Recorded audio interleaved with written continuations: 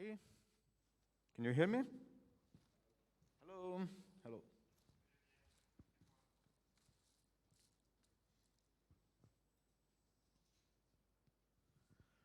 I will talk about the.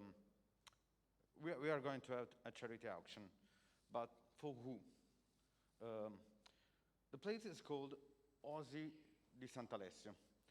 It's a natural park, which is basically meant to protect endangered species, especially birds. As you can see here, scientists have estimated that there are 8.7 million species of plants and animals on this planet. We only know 1% of bacteria that exist in the world. Yes, I know. This panel will not be a panel about ponies, but it's important for us to have a little bit of knowledge of what we are going to do with the money for the charity auction. And we are going to talk about this place called Oasi di Sant'Alessio. As you can see here, every year from 200 to 2,000 species gone extinct, and this trend is ramping up since 100 years. Next. A little bit of history. Basically, Oasi di Sant'Alessio, which is in Pavia, next to Pavia, in a place called Sant'Alessio con Vialone, is a project of two people. One is a doctor, a medical doctor, Harry Salomon, and his wife, Antonia.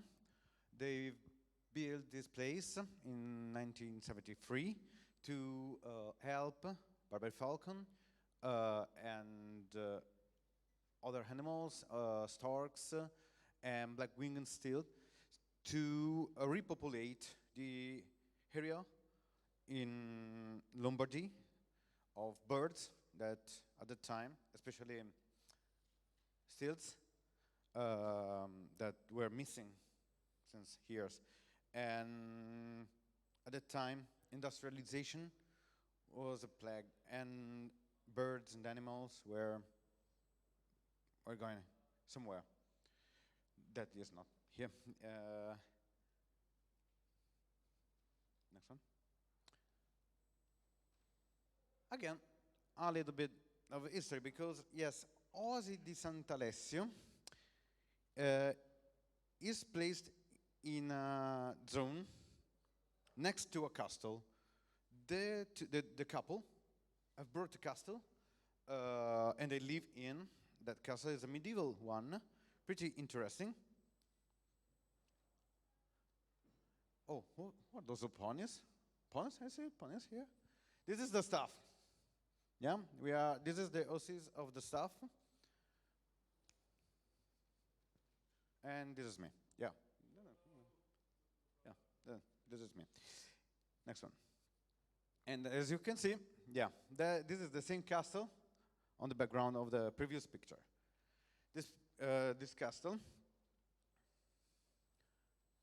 a little bit history of that, has been built around the 12th century, so it's pretty ancient.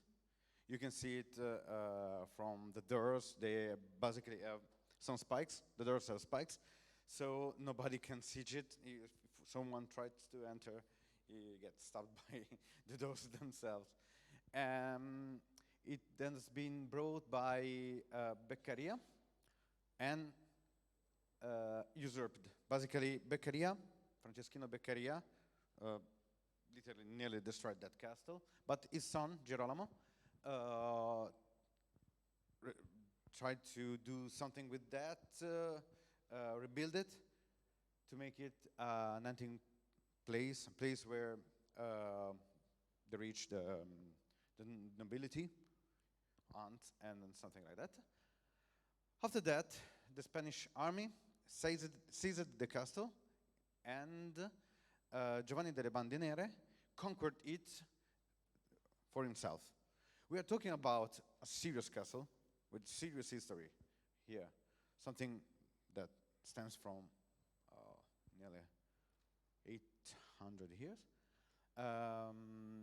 After Giovanni delle Bande Nere conquered the castle, it became a rest for monks and priests in a road in a road meant for pilgrims called Francigena, that starts from French, goes to Milan, then Florence and the rest of Italy. Then the castle in the got to decay, and it has been restored by the couple in 1973. Next one. But now let's talk about animal. We are here for that, right? Yeah, louder. In Oasi di Sant'Alessio, there are at least 300 species of animals, from birds to reptiles, tropical birds, European one, mammals, next one. And I will now let you see some of them so you have an idea. We'll tell you some curiosity about them. I'm not going to tell them all because there are too many. If you go one year, you will see some animals. The next year they have other animals because they basically keep refreshing the stock by letting one generation to grow and freeing them. Next one. Okay, those are birds. Maybe one more, one less. No, one before. Okay. Herons. In Oasi di Sant'Alessio, this one interesting thing of that place is that everything there is basically not it's not a zoo. It's a natural park. It's like Fluttershy, the dream of Fluttershy, basically. They recreated the natural habitat of all animals, and they basically can roam free around people. And there is this place inside the park that is full of herons, different species of herons, because in nature, herons tend to live in their own neighborhood, even if they belong to different species. Those neighborhoods are called garzaie in Italian. I don't know the name in English, but the common name is garzaia. This is meant to avoid being preyed because more animals means less predation. Do you recognize this animal? This is pretty cool. This is this spoonbill, the European spoonbill. They are really, really beautiful. I've helped to grow one entire generation of them.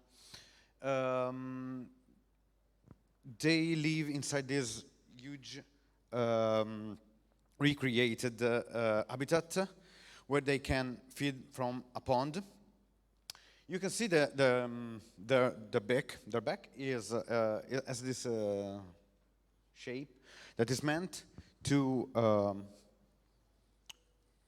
capture fishes from the pond, because they basically sift the pond. They move their hand this way, and they capture the fish. Is something that is pretty rare. Also, the plumage is really beautiful, white. When they are huddled, you can recognize them by the black beak. And yeah, this is something that is pretty typical of Oasi di Sant'Alessio. Next one.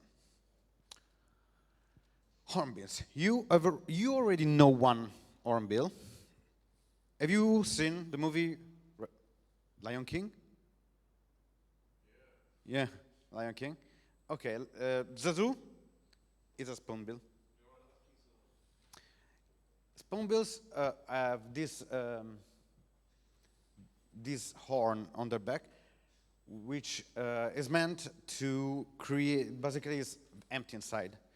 It creates sounds, really strong sounds that are meant to communicate between male and female.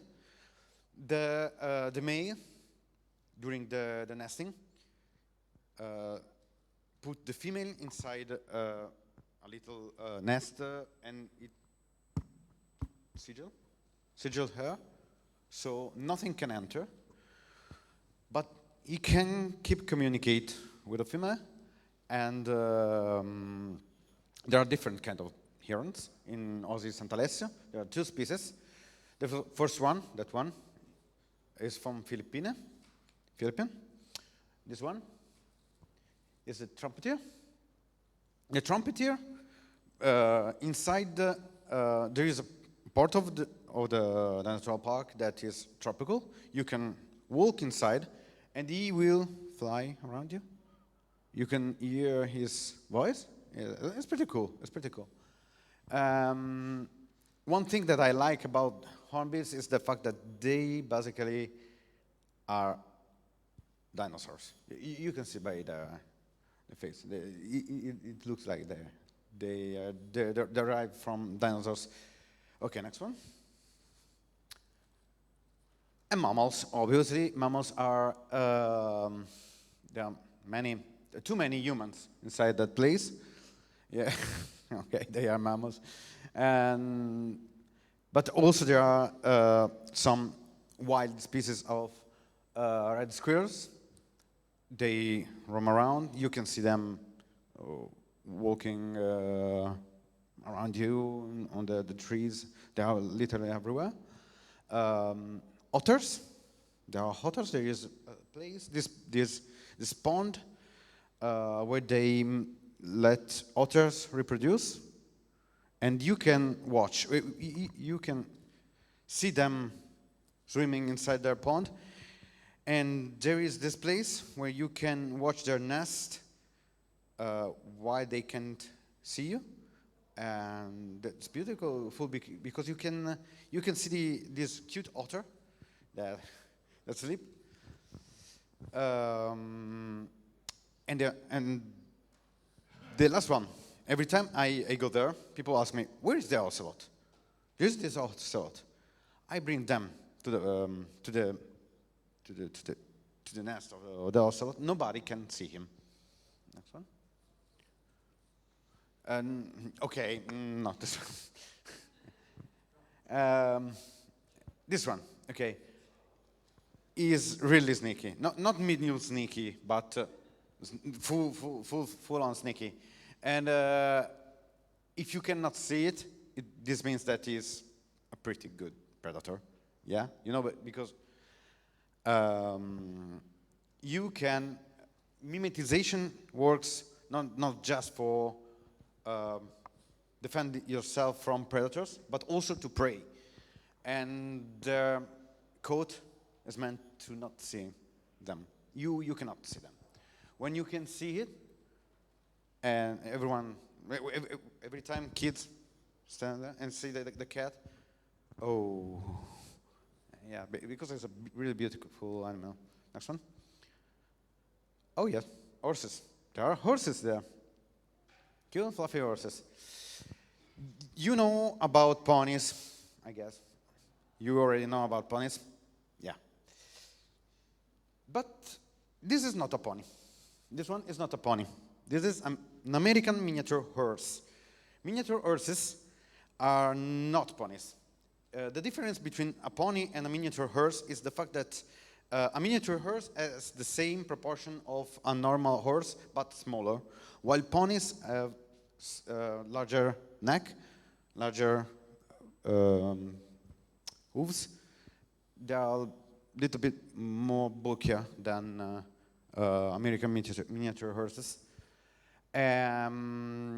This one here, this is actually a winner of some beauty contest of miniature horses here in Italy. Here's a stallion. Next one. And this is really important. They have one horse called Przewalski horse. You think that there are so many horses in the Equus genus? Equus are donkeys, zebras, horses, Przewalski horses. Not so many. Yes, actually, the genus of horses, donkeys, zebras is getting extinct. There are very few species in that genus. You know what is a genus? It's a classification of a family, and there are very few Equus. Normal horses are Equus ferus. These are Equus Przewalski, or Mongolian pony, or Taki. There is a little thing, yeah? They generally don't reproduce in captivity. Oasi of Sant'Alessio was able to did the miracle. They were able to make them reproduce, and they had a colt. This one, the next one. Yeah, you can see that a Przewalski horse looks like a middle point between a horse and a donkey, because it's not actually a normal horse. It's completely different species, and they are the evolution has created them to adapt in climates from Mongolia, places like that. It's really, really hard to make them to reproduce in captivity. Also, they are really beautiful. You have to see them in real life. And we are talking about reptiles. Sweet reptiles like, yeah, anacondas. They have 3 anacondas, yellow one. Yellow anacondas, they are the most aggressive. They are pretty unique, but they are really big. You know, anacondas are big, but the yellow anaconda is the most aggressive snake on the planet. Despite he is not, obviously, is not venomous, but is the most aggressive. Anacondas, you know, we call them anacondas, but anacondas basically are boas. All boas don't deposit eggs. Their eggs stay inside. They have their kids from their womb. Next one. Oh, do you recognize him? This is a caiman. There are so many caimans. They swim in this pond that is filled with caimans and piranhas. Yes, I'm talking about quite dangerous animals. And yeah, as from the morphology of gummy, I may see that gummy is a caiman, is not a crocodile or something. It's a caiman. Next one, my favorite. Yeah, the snapping turtles. Those are really, really dangerous predators. If you walk inside the ponds, inside the rivers in which they live, there's this risk that they can snap your tendon and you can fall off. Because they know where they are, and they use it as a way to protect themselves or to catch the prey. Their beak is really powerful, is really strong. I don't think you will ever find it cute. I find it cute. Next one. And them. Yes. I was able to catch them having fun. Those are giant turtles from the Aldabra Islands. Those are the famous giant turtle that can live 150 years, 200 years. They are really big, and in this picture they are having fun, as you can see. It's rare to have a photograph or a video of them mating. The sound is pretty strange. Yeah. Next one. Yes, of course. As I have said, there are at least 300 different species of animal in Oasi di Sant'Alessio. I cannot list them all, but those are just examples because, yeah, they have this huge reconstructed, rebuilt habitat to make reproduce butterflies. Butterfly stays with colibris. This is Hal from the Urali. A green python. Okay, yeah, that's good. This one are ibis scarlatti. Their color is their color is just like flamingos. You know, flamingos are pink, red, right? That's because they eat some kind of food that is filled of carotene. The same thing happens for that ibis, the kind of ibis. But there are flamingos too in Oasi of Sant'Alessio Park. Next one. Yes, too good to be true. Animals are a gift for us. We tend to forget that we are here in this convention. Yesterday, we had fun dancing here. We are having fun in this convention because we have a planet which we can live. Next. This is not Planet B. There is not Planet B. This is what is meant to preserve biodiversity, to preserve environment, for my opinion, is the first thing that we have to keep in mind. Because without this planet, we will not be able to be ourselves, exist at all, having fun in convention, watching My Little Pony, and everything else. That's why I thought that it was really important to donate to a place that is meant to preserve biodiversity. There are different species in Oasi di Sant'Alessio that are endangered, and they are trying to preserve them, like Geronticus, which is an ibis, called Geronticus because it looks like an old man.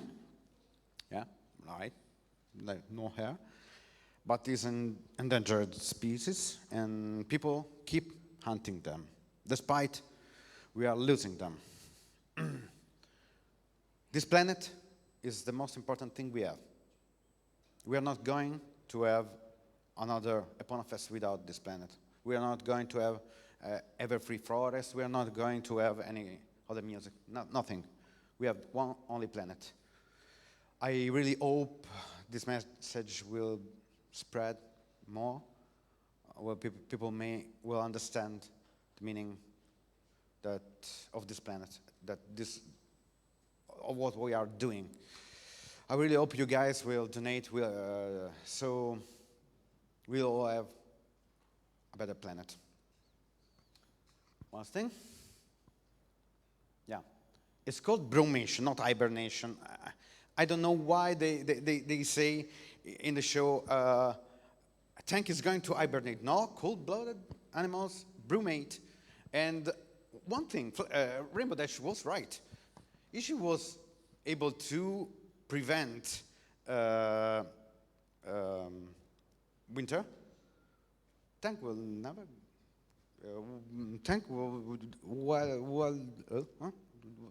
There were no need for tank to go to brumation because reptiles go into brumation because they feel the temperature outside, and they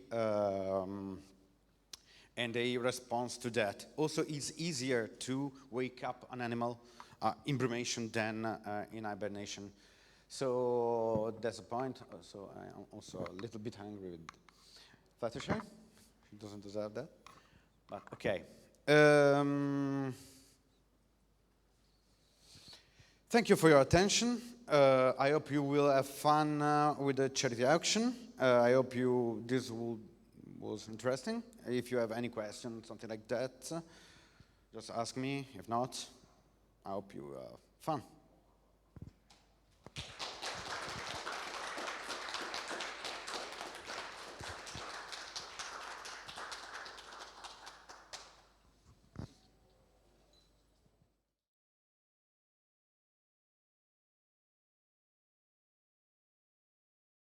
Now, please, don't leave, or if you have some friends, call them, because we're actually starting